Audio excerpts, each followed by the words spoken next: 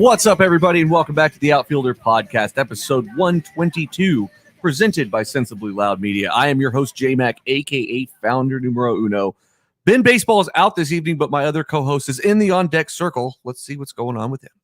Ladies and gentlemen, now batting cleanup for the Outfielder podcast, number 3, the Great Sambino.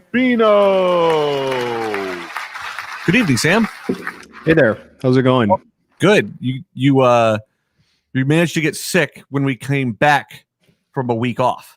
I'm really hoping that this is nothing. I'm sure it's just a cold. I'm sure you're going to be okay. That's kind of how it feels. It might just be allergies. I was outside a bunch this week. I gotcha. Well, not to open the show with sad news, but yeah, man, it was nice to have a little bit of a week off. I was thinking about it last week, and we are coming up towards the show, and I was like, man, I really wanted to do it, but we have a newborn in the house, and just everything's a little bit crazy right now. And my brain was just so fried, and I started thinking about it, and I was like, I don't even remember the last time that we took a week off from doing the show. I don't think that we've had a week off since spring training originally in March, right? Yeah, before that, between the two seasons, we had quite a few weeks off. Yeah. We only did maybe 10 episodes in the off season. But I mean, that's a little more expected. Yeah, for sure. We've been cranking out episodes quite a lot. We could probably do the math if we looked at episode numbers, but I don't really care. Yeah. I'm amazed that you do this at all with a newborn. I don't know how that's a lot. I just try to keep up with as much as possible, which is that part's a little easier than you'd think. I have time to watch a lot of sport, and I enjoy that. So it's, in that respect, it's easy to keep up. And then it's just browsing the news throughout the day. And I don't know, I try to share things to our Slack and just try to keep up in that way to keep us kind of on track. And every now and then it just feels like the coffers get a little bit empty, and you got to just replenish with stories and things to talk about. We're coming upon the trade deadline. We're halfway through the season, and oh my gosh, when is the trade deadline? The 31st. So it's 5 days away. Oh my God. No, it's a little more than that, but yeah, it's coming up quick, man. I like this. I kind of like this format of just fucking getting it done in 60 games. It's certainly interesting. I don't know if I'm too busy or if I care less, but something about this year, I've definitely not watched nearly as many games as I said I would. I was jazzed that baseball started, and life has chosen another path for me this year. Yeah, I completely understand that. Remember my pact to watch every Red Sox game and how that was going to be easy. Ask me how many I've watched. Ask me. How many games have you watched? 3.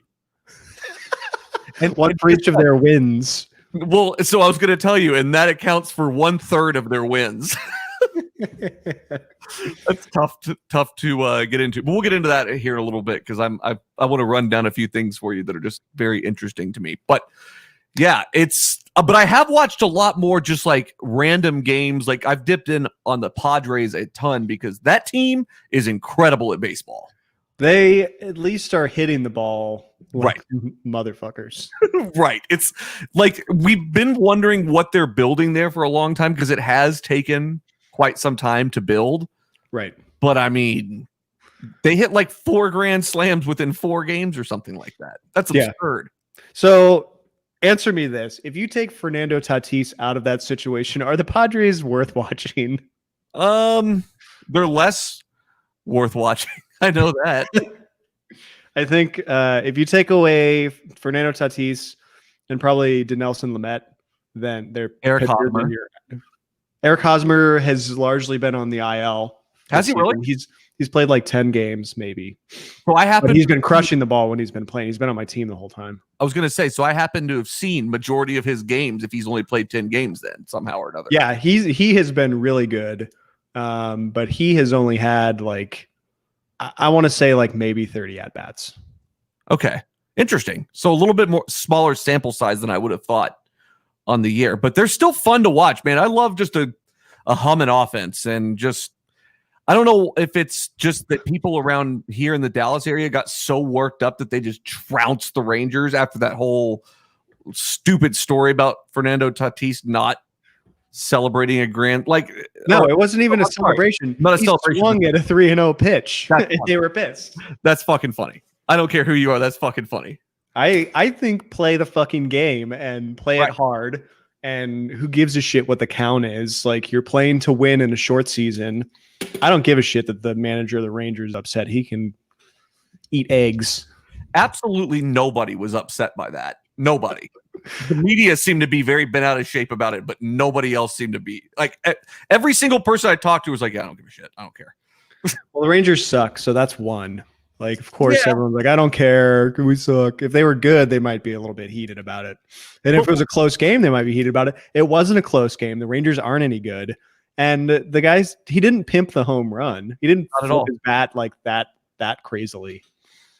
And I would like to add that this is the same Rangers team just like a year or so ago where they did something very similar to purposely break up a no-hitter or something like that. I can't remember exactly what it was, where there was a no-hitter going against them or something like that, and they swung, or somebody swung on a pitch to them. I don't remember the exact situation. I feel like it involved Lance Lynn or something like that, but I could be wrong on that. But I do remember them bitching about this exact kind of unwritten rule bullshit, and it's never valid. Unwritten rules don't exist. That's not a thing.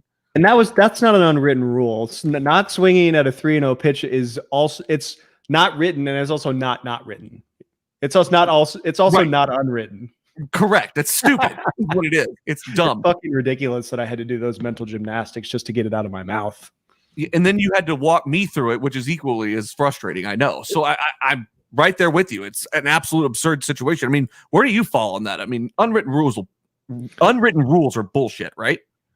So there's some cases where I think like it's just kind of shitty to do what is like against an unwritten rule. Like, I don't like it when someone's going to try and bunt hit for the first hit of a no-hitter. Like, come on, you can do it. I get it. I'm not going to like throw at your head if you do it, but I'm going to be like, you're kind of a piece of shit for doing that. Okay, I got you. That's what's the other side? Like, there's no good explanation for that other than I don't really like it, because it's a legitimate hit, and if you bunt on a guy and you're safe at first, like, good for you. I don't know. If you're not going to bunt already, doing it because of the no-hitter. That's usually why they're doing it, and I think that intent is a little shitty. Like, I'm going to fuck this up for this guy. Yeah, I think that's exactly what the Rangers did. It was something just very akin to that a couple of years ago. But yeah, I don't know, man. If you're the player doing that, you're saying to yourself, I've been struggling against this guy all night. I just want a base hit. Yeah, I want to get on for my team. Sure. I mean, are you talking about in the case of Fernando Tatis Jr. in the 3-0 count? No, in the bunt to break up a no-hitter game. Yeah, they're not thinking maliciously. It just looks malicious, and I don't know. So I'm with you, but it's like, but then you start to run into the things like, I mean, we've watched this Joe Kelly thing play itself out all year long so far, which has been incredible to watch MLB try to deal with one of their own really, really dissenting on how things are being handled, which I absolutely am all about here. But we see things like that, and it's like, you know what? Like, it's an unwritten rule that he's getting even for those assholes, the Astros, for cheating, which I don't have as much of a problem with that. But as a general rule, like, that's still not a good excuse to throw a 100-mile fastball at someone's fucking head. No, it's not. That's just dangerous. It really is. Like, I love it just because the Astros are getting punished in a different way than they would have already been punished in a different way. But like, it still doesn't matter. Like, it's still dangerous. That's the whole point. Do you think they'll be punished next season too in the same way? No. Like with fans back in the stands? Potentially. Yes, I do, because I think there are too many people like you and I that are gonna make it our business. Is everything all right? Yeah. I can tell the listeners what's going on, I think. Okay, yeah. That would be helpful. Sorry for the interruption. So my backyard is right there. Behind you. I just mowed it. It has been raining like fucking crazy here in Atlanta. Okay. It hasn't rained in probably a day or two, but I hadn't mowed the back lawn in like 4 weeks because it was so wet. Mm-hmm. So I did it today. It was a fucking mud pit. Like the mower sank down into the ground, and it ended up like taking the top of the grass off in some points. Like, that's how far down it sunk. And just in the corner of my eye, I saw a black flash in the backyard just now, Mhm. and that was my dog running through the mud pit. That is my backyard. And that means that my pregnant wife gets to wash the dog's feet off. Oh, wonderful. I would like to say that I can vouch for the black flash because I saw it in the screen behind you. Yeah. I was immediately like, that's either a deer, which we just saw like a ton of in the front yard, like no shit, not more than 15 minutes ago, Okay. or it's my dog. Yeah, And I look back and I see my dog doing darty little back and forths in this mud pit where like if you touch it, it's just going to slide the grass off and you're in muck. no. You know, like pure, like you could go mudding in a truck in the backyard. Like not your typical warning track type situation. And I mean, if you put your weight on it, you just sink in. And so the dog's, and she needs a haircut. So she's got like long hair now covered in mud. So what I said was, oh shit. Bro, stop down the entire show. Also worth noting, it's just been a shitty day. When I was mowing, I got stung by a bee. I haven't been stung by a bee since I was like 12. Oh my God. I got stung in the Achilles tendon a couple of weeks ago by a wasp. Ooh, wasp stings hurt more, I think. I don't know. I mean, it didn't feel great no matter what happened, but I mean, I put aloe vera on it immediately. It was fine, but like, it didn't feel great to be stung in the Achilles.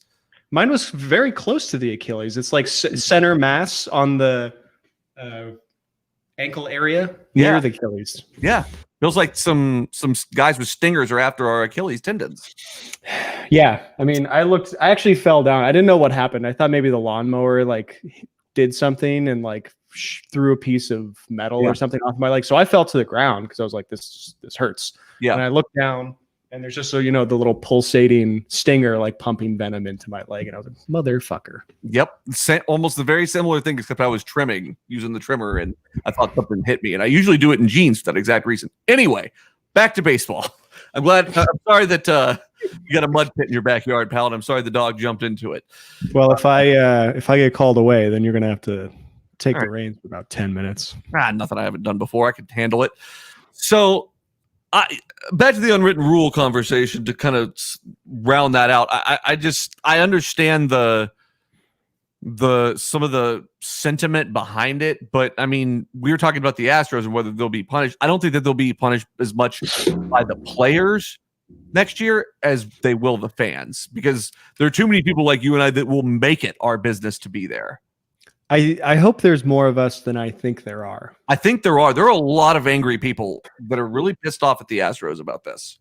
It's not really seeming to show because the rest of the division, other than the A's, is kind of shitty. So it, kind of makes it easier. Yeah, but for sure. And speaking of the division being generally shitty, that's why the Padres have been good. It was like they went and played the Angels or like the Diamondbacks or something, and then came to Texas and like beat our dicks in. And of course they crushed the ball. Absolutely murdered them. I mean, that doesn't not play a part. I'll give you that. But I mean, even so, it's still exciting to watch something actually maybe coming to fruition. And it's awesome that something has the ability to kind of come out like that in a 60-game season where you're already halfway done with this thing. Yeah, I haven't looked at the standings in a hot minute. We should do this. Yeah, we're going to talk about all the teams. We can kind of go down the list if you want to here, if you want to pull them up. But, I mean, what jumps out at you the most? I mean, there's some really obvious ones. Like the Dodgers are really fucking good. The Phillies are really bad. That's kind of surprising to me. They don't look good at all. They don't look good. Who did they lose? They haven't really lost anybody specifically. I just think that team's kind of a mess. I don't really think that there's any, I didn't know they were in last. Miami's ahead of them. Yeah, well, Miami's played like an ungodly low amount of games, though, right? That's right. They are in second place. They've played 22 games. They're 11-11. So they're 500. They've played 22 games. Atlanta is ahead of them. They've played 28 games. So 6 more games. And yeah, they will definitely continue to fall. Yeah. Okay. So I mean and the more that time goes on, and like, I mean, it seems like to me, just in general, some of the COVID stuff has gotten more under control, I guess. Question mark? Exclamation point? I don't know. Maybe.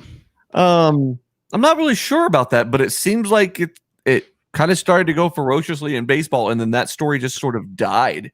Yeah. And now it's sort of just like, oh, everything seems fine. Because it is controlled by the league and the league has its own interests first, I kind of question why we're not hearing anything about it. Like, is it actually not a thing? Or, and this is where I start to question my own thought process because I get a little conspiracy theory in my head. And I'm like, you need to stop, Sam. Just stop thinking that way. But there's a lot of guys on the IL. Yeah. There's a lot of day-to-days and like, oh, well, we don't, there's an illness. So he has a stomach bug. Eric Hosmer was that way. He had a stomach bug for like 10 days. Question mark. Convenient. Right. So it's not like he's some sort of marquee player, though. I mean, he's like a B player, strong B player. Yeah, but he's not like a face of the league type of player because whenever you get to B players, you're in no man's land. I guess so. Not for you and I, but for the average fan. I mean, people don't know who he is as a general rule. I wouldn't think, right? That's true. If you ask anyone what team he plays on, I bet 90% of people don't know. And then I'd even go as far as saying that I'm about 90% sure that most people wouldn't even know that he played baseball. That's probably true. I think anybody who knows that he plays baseball and where he plays, you take that subset, I'd say about 90% of them don't know where he played last. Yeah, that's probably accurate. And won a ring, I might add. Yeah. Okay. Well, interesting. So I don't really know where we are with that.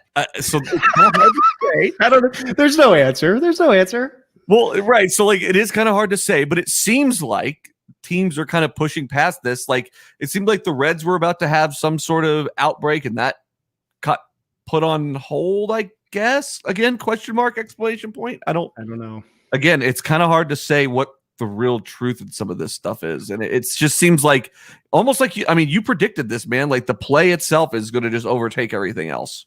And that's what's happened. So far it has. But I mean, they put the Subway Series on hold because of COVID. Mets got some COVID going on. So that's on hold. I think they've probably tightened up protocols. The players have probably started to take it a little more seriously. And I've seen some of that go on. And then they might also just be like silencing people. And then you have Yadier Molina. Yeah, what the hell? He looked so small in that photograph with his family. He looked like a regular cancer patient compared to everybody else. He really did. And, I feel like we've singled him out a good amount, but in good reason in a lot of cases on this show. But, I mean, to post a picture all like surrounded by a bunch of people and just say, fuck COVID is quite the statement. I can't. Yeah. Who gives a shit? That's also very non-committal, right? I think it's exceptionally non-committal. He's like, I want to play baseball, but I also don't care that this is not allowed. Shocking. He's also a vet. He's a veteran. Like he might just be saying peace. It's true. I feel like I've been saying that about him for a long time, though. He hasn't been good for a while. Defensively, always good. Yeah, he's a good catcher. I mean, he's like 37 or something. It's gotta be, right? Is it like what? Wasn't like maybe a year or two ago, like the first time he had missed like a bunch of games? That he'd been like relatively always super healthy. Yeah, he is 38.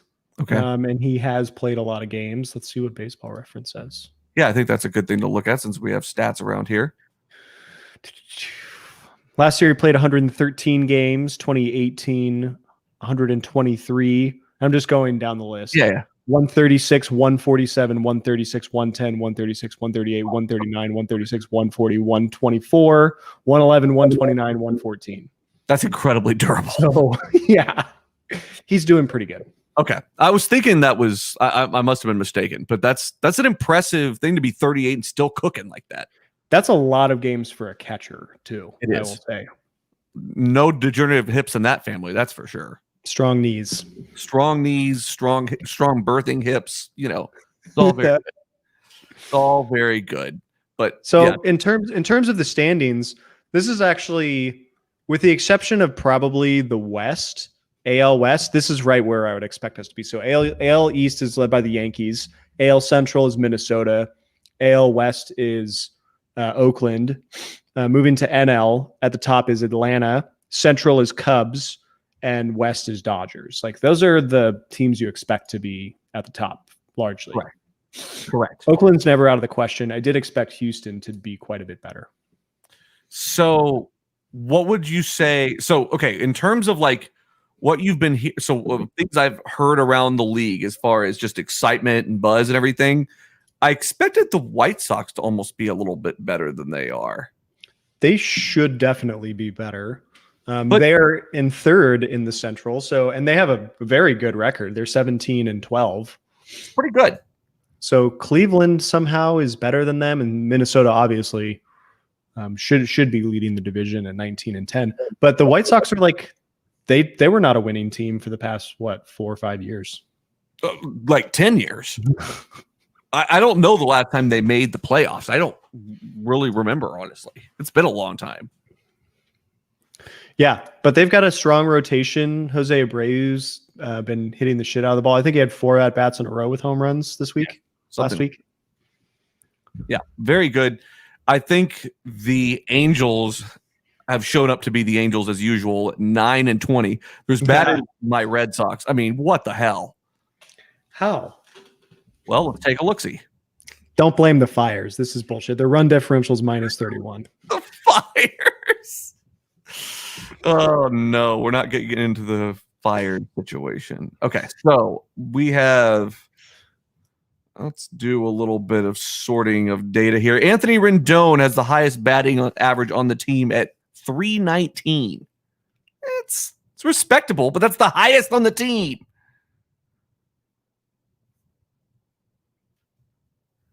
Highest on the team.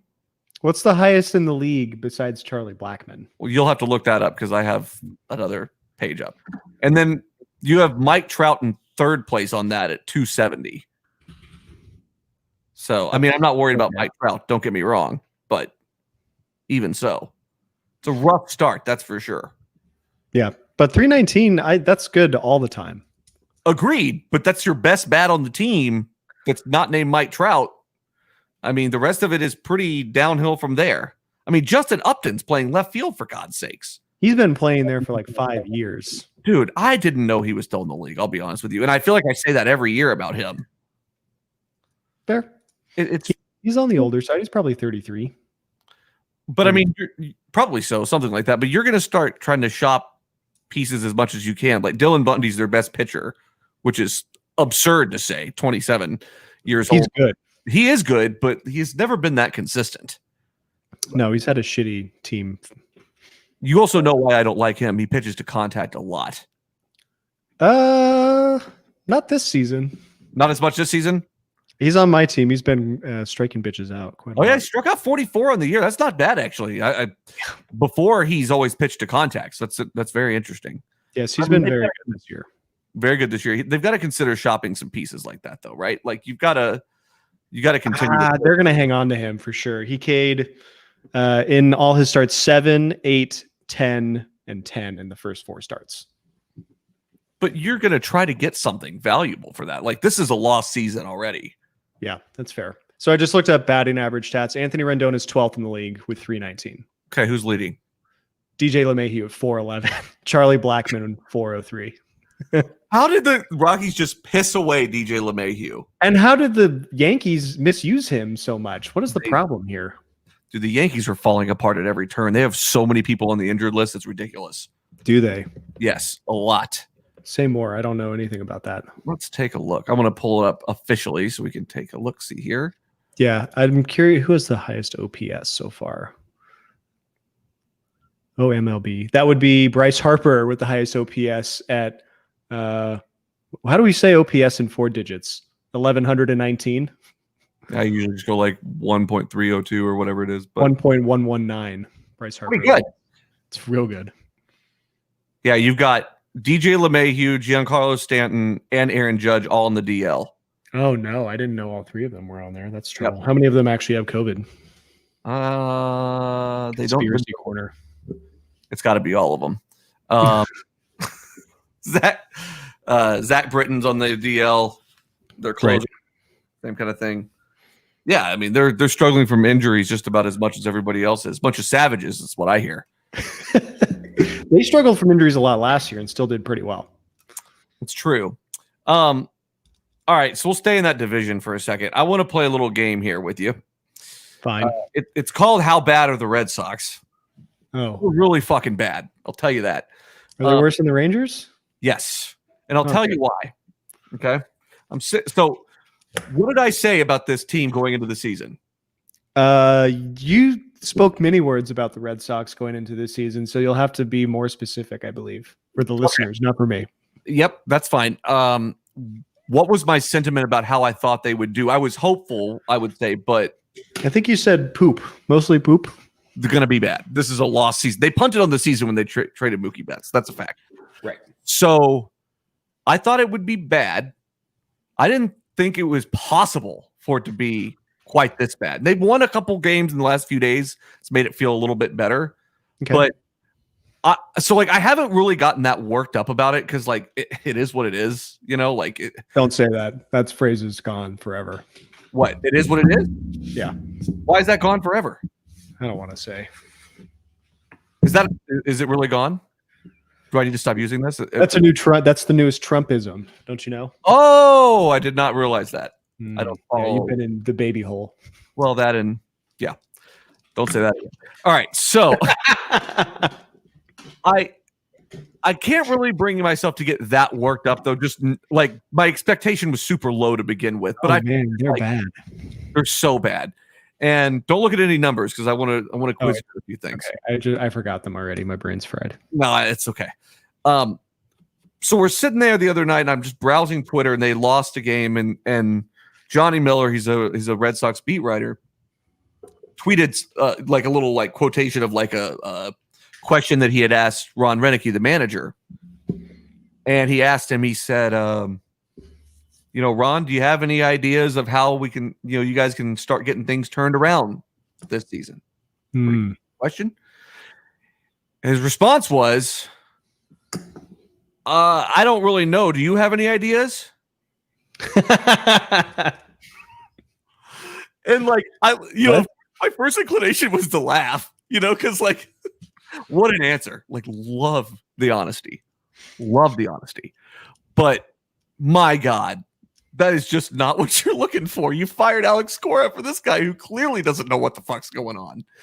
Oh my God. And I mean, he knows, he understands he's a lame duck manager. He's a 1-year bridge till they find somebody else, all that stuff. Is that true? Absolutely. 1-year contract? 1-year contract. Oh boy.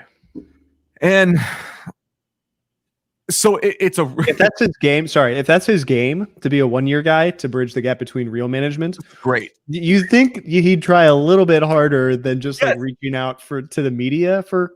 Yeah. You can make something up that wouldn't look that incompetent. You don't have to say anything. You really don't. And I love the honesty though. And I love that approach, but it's just so frustrating. And so I started to go look at numbers and how things look as a whole because I know what the eye test has looked like. I've watched 3 games, Sam. I know. No, but I've watched a lot of. I always say I've watched 3 full games, but I watch Quick Pitch every morning. A lot of times I'll go and watch the condensed versions of the games and stuff like that to at least get a good feel for what's happening. And once again, I just don't give a shit about this team. This team is not good. And I say all that to say I went to look at the numbers, and my game is called How Bad Are the Red Sox? I'm going to give you some names of people that are on the roster just so you have a little bit of a reference, okay? Okay. So I'm just going to run it down. Mitch Moreland, Alex Verdugo, Kevin Pillar, Xander Bogaerts, Christian Vasquez, Jackie Bradley Jr., Michael Chavis, J.D. Martinez, Rafael Devers. Those are the main people that have – and Jose Peraza, no need to know who he is. But main people that have played in general this season. Okay. The highest batting average on the team is 340. Do you want to take a guess of all those people who that could belong? I think that's Mitch Moreland. That is Mitch Moreland. He's been crushing, I thought. Yeah. He has. He has a 1.237 OPS. But we're just going to try out different ways of saying that, and we'll figure out what's right. 1.237. That's a pretty good OPS. on the season. And the next highest batting average is 298. You care to guess who that belongs to? Not DJ or JD. I'm going to guess Devers. Alex Verdugo. Alex Verdugo's been pretty good. The main piece that they got in the Mookie Betts trade. 298. He's got an OPS of 914. Pretty good. He's not going to be Mookie Betts, but he's good. No. Well, most people don't trade away generational talent for no apparent reason whatsoever.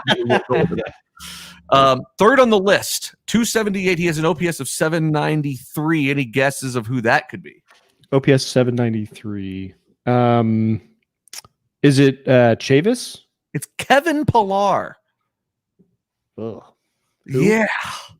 Just kidding. I know who he is. No, you shouldn't just be kidding. It's bad. Fast forwarding on down that list, Michael Chavis is number 8 on that list. He's batting 233 with a 687 OPS. JD Martinez, 9th. He's batting 228.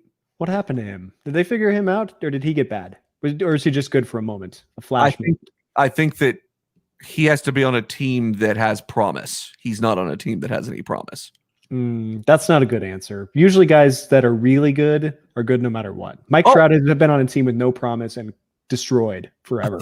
1,000% agreed. I'm saying more of like they need that energy of a team that's mostly there to kind of make them better. Like I don't think that. I mean, it's not like JD Martinez is going to be a Hall of Famer, but yes, you're right. He won't be. Yeah. But that's because of the attitude, apparently. Sure, but I never really thought that he was that player, even when he played for Detroit or with Arizona. Like he's right. He's always been a situational guy, and you need guys like that. I'm fine with that, but him and Nick Castellanos are interchangeable to me. Absolutely agreed. Rafael Devers is number 10th on that list, hitting 222 with a 674 OPS. They're fucking this up. Isn't that way better than the Rangers offense, and somehow the Red Sox have still lost more games? I don't know, but we'll compare here in a moment because I think they're both we're talking about. I want to go to pitching really quick because this is an unbelievable situation. I'm sure that's where it gets really bad. Oh, it is, because we're talking about trading pieces and everything like that. We're a few days away from the trade deadline. Of their starting pitchers, would you like to take a guess of who their most valuable starting pitcher is as an asset? I'll give you the record, the rundown. He's got a 2-3 win record. He's got an ERA of 3.45, and he's pitched 31 innings. He's given up 12 earned runs and 3 home runs on 22 hits. Not Nathan Eovaldi. Is it going to be? Oh, what the fuck is his name? Nope. I'm sorry. You're going to have to give it to me. Martin Perez. No, that was the fucking guy. What a piece of shit.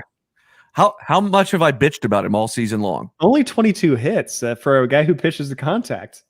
He's actually not doing well at that at all. Yeah, I guess. He's walked 15. So his whip is comprised almost half of walks. Pretty much. Yeah, it's a 1.18-1. Someone told him to stop throwing the ball at their bats. Yeah.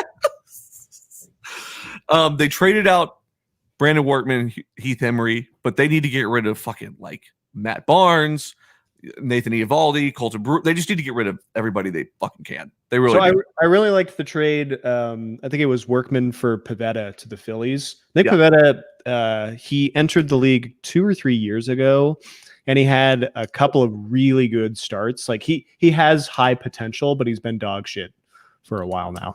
So he's going to be terrible in Boston, is what you're saying? Because that's I think the hope is that you get the right pitching coach with the right pitcher, and you unlock some of that talent. He's not going to be like, a Garrett Cole, like the Astros unlocking Garrett Cole, but Pivetta has a lot of potential. He's got good mechanics. It could work out pretty well. Well, let me tell you about the manager that's making decisions of hiring pitching coaches right now, because he's asking the media what he should be doing to get the team back on track. So I don't have a whole lot of hope in the beginning of that. I'm hoping that could be the case. Maybe you get a new manager in there, all new pitching, staff, everything like that. But it's not great, man. It's not a great start. So, I mean, it's comically bad. It's like not even worth being mad about because it's just comically bad. Let's take a look at the Rangers. Do you want to run that down? Yeah, I'm pulling up the Rangers stuff right now. Cool. Last I looked, they were the pitching was pretty good, and the offense was the Achilles heel. Like they're just total poop. The pitching hasn't been bad. I've watched a couple of Lance Lynn starts. Lance Lynn has been really good. I think he's K'd like 10 in at least 3 starts. Mike Minor's injured. Jordan Lyles has been fine. Kyle Gibson, fine. Or maybe Lyles has been lit up. I forgot. Yeah, well, him and Kyle Gibson have a 1-2 and 1-3 record. So I mean, yeah, it looks like Jordan Lyles has had a little bit harder of a time with the 9.5 ERA, but not horrendous after that. The drop off is pretty steep there. But I mean, Lance Lynn, 1.37 ERA. He's been so consistently good.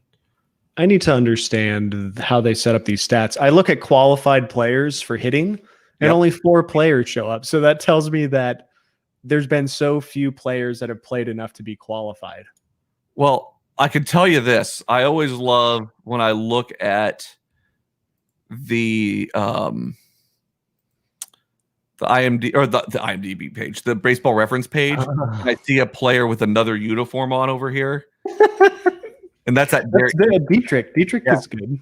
Yeah, but that's how you've already got the stats. Why don't you do it then? I've got the MLB stats and they're poop. Okay, so highest batting average on the team. Okay, you might be right. They might be way worse. Is 261 with a 733 OPS. That's Nick Solak. Yeah, we got him in a trade. Yeah, somebody at some point. He's supposed to be good eventually, and he hasn't played that much. Prospectively, all the way down to the Mendoza line, you have Todd Frazier, Isaiah Kiner-Falefa, Shin Soo-Choo, and then Joey Gallo hitting exactly 200, but has an OPS of 811. That's unbelievable. So the MLB website only shows players that have 3.1 plate appearances per team game played. So 1 plate appearances per game. Game played. Okay, interesting. So only 4 players qualify on the whole fucking team. Okay, that's ridiculous. They must just be like subbing in whoever. Yeah, but I mean, most of these guys, like, okay, so let's look at plate appearances then. So there's not one person.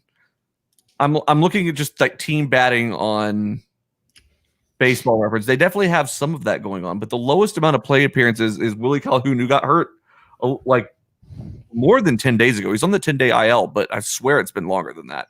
Yeah. He's got 63 plate appearances. I mean, you've got guys with Nick Solak's got 105, Joey Gallo's got 108, Isaiah Kiner-Falefa's got 95, Todd Frazier 97. Yeah, per game played. It doesn't.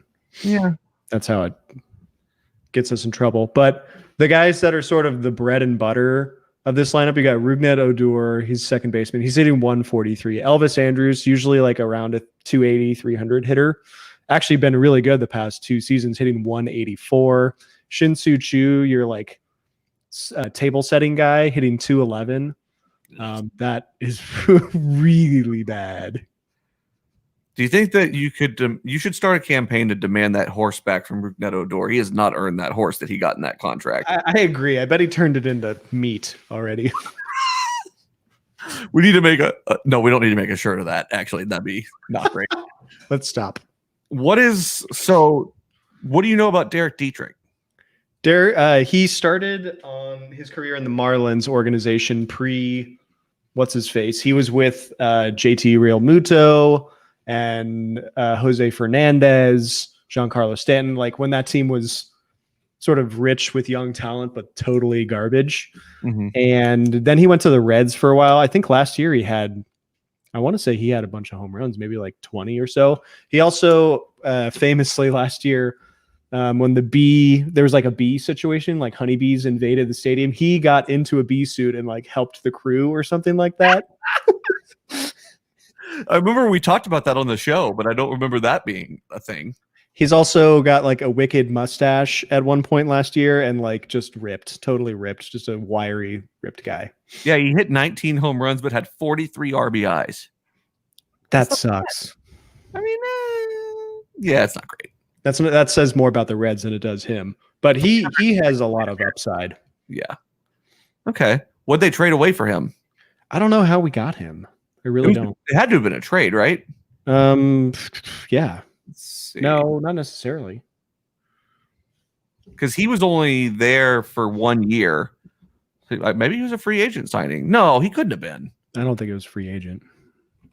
Anyway. Pretty wild. Like he has quite the reputation. The gold chain is quite the mark. Good for him. Yeah, He's earned it. Little personality.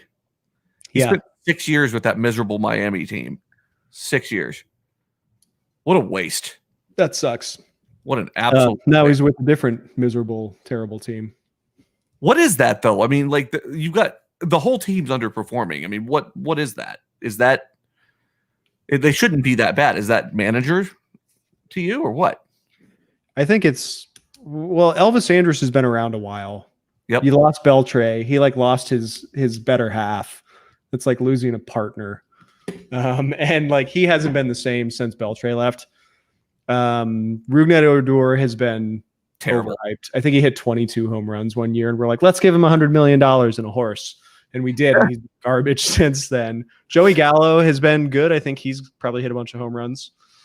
He's hit 7 home runs. So he's just like traditional. We don't care that he's hitting 200. His OPS is 811, so that's fine.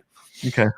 Shin-Soo Choo underperforming. Like he's an old guy. He's on a very long contract and just like he's not legging out any, ground balls anymore. You know what I mean? Do you think I do? Do you think that the sentiment that everyone just sort of gave up on Joey Gallo ever being able to have plate discipline, do you think that's hurt him? I think that's unleashed him from trying to do something that's unnatural. Interesting. I mean, I guess at that point you can't really fight it anymore, right? I mean, didn't he hit like 40 home runs last year? Yeah, but he hit like 200. I mean, I guess. So what? I mean, it doesn't matter. It doesn't matter at all. Like if you got the guys on and he's hitting home runs, like that's your job. He's doing his job for sure. But like, what's his war? I wonder at this point. Let's find that out. I bet I'm going to say 7. No, 5. Are we talking career? Career. Okay. I'm going to go 5.2. Higher. No way. 7.5. 9.1. That's pretty good. That's not terrible, I guess. He hasn't been around that long. He hasn't. That's a good point. He's had 1,413 at bats. So that's 5 seasons? Yeah. 2015 to 2020. So yeah, that's pretty good. Okay. He's 41 home runs in 2017, 40 home runs in 2018, 22 last year. So we don't care that he's hitting 200 right now. I love looking at an OPS plus of -3 from 2016, but obviously he only played in like 17 games. I mean, if you have Shin-Soo Choo hitting and getting on base like he should at a good clip, and Elvis Andrus is getting on base, the Rangers are winning more games because Joey Gallo is going to bring them home. So, but a team like, but I guess what the root of my question is this a roster construction problem or is this a performance problem? This is a performance problem. Okay. And Chris Woodward's probably not your guy to fix that, right? Probably not the guy to fix it. So caveat with construction, like Rougned Odor he's not that good. Like he doesn't belong there. Yeah. And we over-indexed our free agency pool on pitching, which is great because that's kind of what we needed. And we're in no longer a hitter's park, I guess. But you can't win games if you don't score runs. So now we're kind of like under-indexed on that, which is a strange place to be for a Texas team who just loves home runs. It seems like they're always kind of one way or the other on that. That always seems to be like John Daniels has never really found that kind of balance exactly. And they're not spending the money to do the right things. So I heard that actually someone brought that to my attention today. And I'm glad you brought that up because I've been told that the owners are largely non-existent around here, except, whenever they need fans to pay for a new ballpark and they kind of wonder why. And I think that's probably akin to not really be willing to spend money on this thing and not really willing to put any effort into actually building a contender. I think that's pretty valid if you look at it from an outsider's perspective. That sucks. It does. I mean, if you're just going to be stuck in purgatory for 15 seasons until something gives, or you accidentally do good. Yeah, it's not great. That's unfortunate. We had our chance in 2010 and 2011, and we fucking blew it. But you can't hold on to that for 10 years later. Like there's got to What do be. you mean? Yes, I can. I don't tell me what I can't do. I can definitely No, do that. I'm saying like I want more for you than that. I want, it's ridiculous that you have like that's what you have to look back on. Like it seems like they should have been past that kind of stage of being able to rebuild this thing a couple times over by now, and they just haven't been able to do it. And part of the reason is because they don't really know when to let go. Yeah, I agree. And John Daniels seems hamstrung. Yeah, that's got to be it. I don't really know what else it could be because he's not someone that's afraid to make moves. He never has been. No, he would be good if he had the budget to do it. Like if he went to what's a good team? What if like the Padres needed someone to go be that person? He'd be great over there. Their GM is an underling of his. Really? Yeah, AJ Preller. I didn't know that. AJ Preller was one of his like understudies. Go figure, right? But of course, they're doing great. But I mean, I also think, like, don't you think that you could be the perfect GM in the world if you had all the money in the world to spend? So I mean, there is that aspect of it too. Yeah, and if you're in a market and your job is to just like maintain a team with the budget you're given, that's a tough job. But he's doing pretty good at that, I guess. He's doing better than that, but not good enough either. It's a weird spot. Speaking of better than that, but not good enough either, I have a gripe. Oh, great! I love gripes. Can I ask before we get into this? How do you classify a gripe in the spectrum of bad things going on? Very low on the totem pole as far as major things happening, but something that sticks in my craw no matter what happens here. Exactly. These are trivial complaints that annoy usually just me. Yeah, well, this annoys me time here, and this one is, and typically I'd go piece of shit corner here, but it's not a nice thing to do. I'm doing this late in the episode for a reason, because I want to test a little bit of listener loyalty here because I'm pissed off at the listeners right now. Oh, pissed off at them. I had about 15. Well, let's see. I had 12 bullshit responses to the finding the cutout thing out in the outfield or the first baseline in Oakland for my cutout.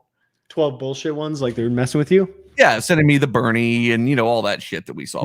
You kind of open yourself up to this. No, I don't mind that. I don't care about that. That's fine. Oh, I thought that was the gripe. That's not the gripe. The gripe is that now they've stopped and I haven't gotten the submission yet, and I expect better of our fans than that. Ah, I see. It's a performance issue, not a construction issue. There it is. That's what led me to think about this. It's absolutely a performance issue. So get on it. Get on it. I'll start giving out a hint next week if you don't find it. I mean, it's entirely possible that the shot doesn't exist, right? I know exactly where it is. It's in line of a TV angle. It's there. Have you seen it? Maybe. No. Maybe. Okay. No, I haven't had a chance to watch as much Oakland games, but I know it's in line of that view, though. Yeah, I think if I had actually gotten a doppelganger, then people would potentially have found it by now because you're probably watching Rangers games. Right, that's what I'm saying. But I mean, at least there's a new stadium that you're trying to look at whenever you're watching those things. It's true. So, but we'll get after it, people. I know I'm pissed off at them because they're better than this. They're always hot on the trail with this stuff. So I expect a little bit better. We give them lots of free content. Help me out here. Help me out. Seriously. And you know what? I'll tell you what. I'll even throw in the cardboard cutout if you win it. If you tell me where it is. Retrieval of said cutout might prove difficult and costly. Correct, which may or may not happen, but that is not part of their worry. That's my right. I think what you just said is, if it is found, I will go get it. Correct. Or if I feel like going to get it, it'll be yours, but that's just whether I go get it or not are two different things. So we'll see. We'll see. Maybe an impromptu overnight trip to Oakland. I feel like you should be gaslighting them into believing that they're going to get it for sure if they find it. I think that there's more than a little bit chance that I'm going to be tired of being cooped up and would absolutely, maybe positively do something. Not at all. Go to Oakland. You know me better than that. Don't put these things past me. I'll do it. Pure spite. So yeah, get on it, guys. I love the parody pictures. Keep those coming too. But I don't open myself up for this. Come on. I don't give a shit. Come on. Send me more parody pictures too. Fine. All right. What other big stories happened while we were gone? I'm trying to think. Was there? So we don't know what the COVID numbers are because those are just, Opaque. I saw that Hunter Pence got designated for assignment. That's sad. That is sad. He was a good Ranger. Shouldn't have gone back to the Giants, though. Could have told him that. I know. I'm really surprised the Rangers didn't have him back on a cheap contract. I am surprised at that too. I think maybe he wanted to be back there. Oh, that's a shame because he's from here, from the Dallas area. So I'm surprised by that.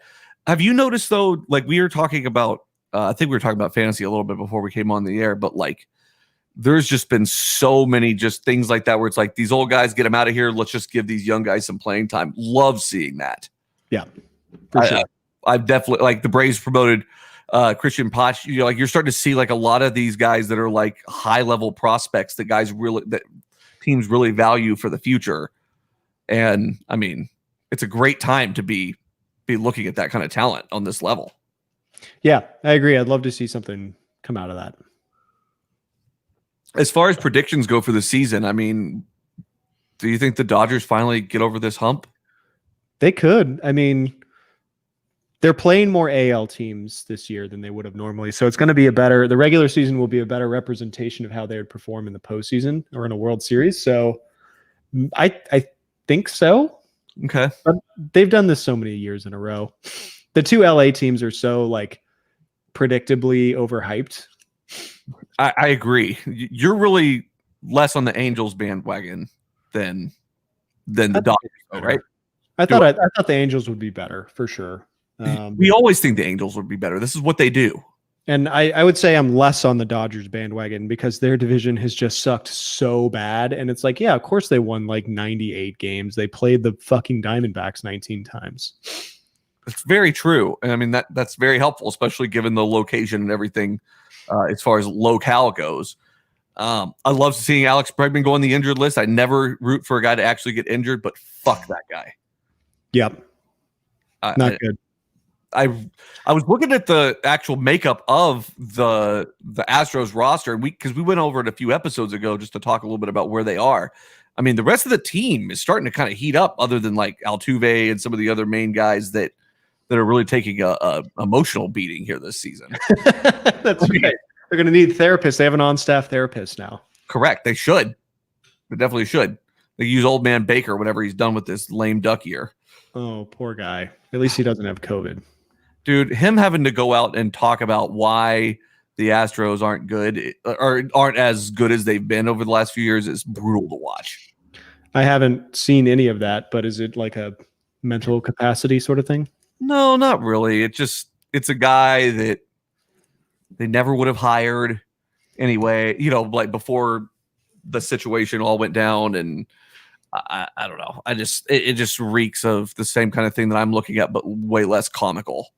Oh, well, because at least my team is bad, and they're probably being strategically bad, and that like they don't have any hope whatsoever. The Astros are not a bad baseball team, but they are just being bad. I think maybe karma's got to them, or maybe they're playing worse so people forget.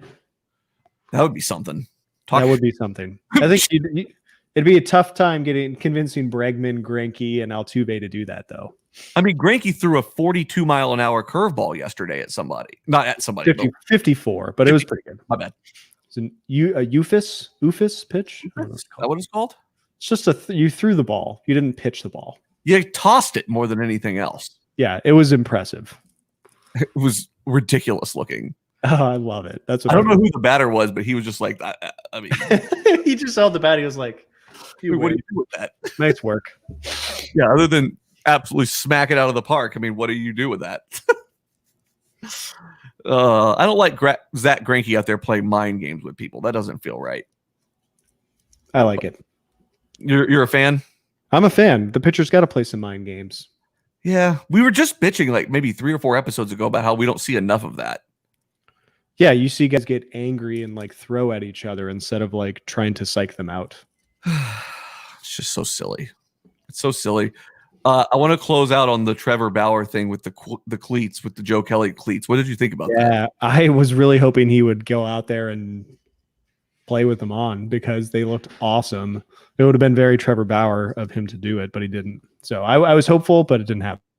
Well, the league said that they would suspend him immediately if he did it. So, I mean, I get it, but I mean, what point are you proving at that point other than getting yourself in trouble? Yeah, you're right. Unfortunately, I mean, I would have loved to have seen him wear them. They're fucking awesome. And I've seen a lot of great photoshops of the Joe Kelly with the lip out thing of like that being the new cover of the show next year. That would be awesome with the lip out. Man, you know, all of that. I think that this whole thing has exposed a lot of what we've talked about, but a lot of things we haven't talked about in this league. And it's going to be super fascinating to see how this CBA negotiation goes when we come up. I know we've always gone back to that on this show just because feels like we've been kind of kicking that can down the road for so long and waiting, but like it's almost here. And a lot of this shit is not making players happy either. Yeah, they're not going to have a lot of bargaining to do after this season, I don't think. I can't believe this season's even happening still, to be real honest with you. I'm not surprised. Well, I mean, when it comes right down to it, as far as money goes, I'm never really shocked by it. But, you know, we talk about following the money all the time. But I guess just in general, it just felt like they never had any intention of it actually happening. And then all of a sudden it just started happening. And it's kind of, I mean, it seems like it's been fun so far. I've enjoyed watching some baseball, that's for sure. Yeah, I haven't spent enough time on it, unfortunately. But it is good that it's back. It gives me something to look forward to. And I mean, you'll be excited about playoff baseball. Yeah, for sure. So things will be slower then, hopefully. I'm looking for, well, by the time we get to that point, I'm looking for some disruptors. I want some teams that are going to make some waves in the playoffs that wouldn't necessarily make some waves. Yeah, like the Rockies, maybe. That would be cool. They've awesome. Deserved it for, I don't know. They didn't deserve it, but I've wanted them in for a while. Yeah. Nolan Arenado deserves the success. That's for sure. They've got good players. Their pitching's just poop. It's so bad. It just doesn't help that they play where they play either. No. All right, man. We're going to go ahead and wrap things up. Hopefully, Ben Baseball will be back next week with us to catch up. It's been a little bit since we've all been together, but he'll be back, I'm sure. We give our regards to him. We will be watching another week of baseball, so we'll be back. Make sure to follow us on social media at Sensibly Loud on Twitter and on Instagram, and make sure to follow us on Facebook at Sensibly Loud Media. And we will see you guys next week.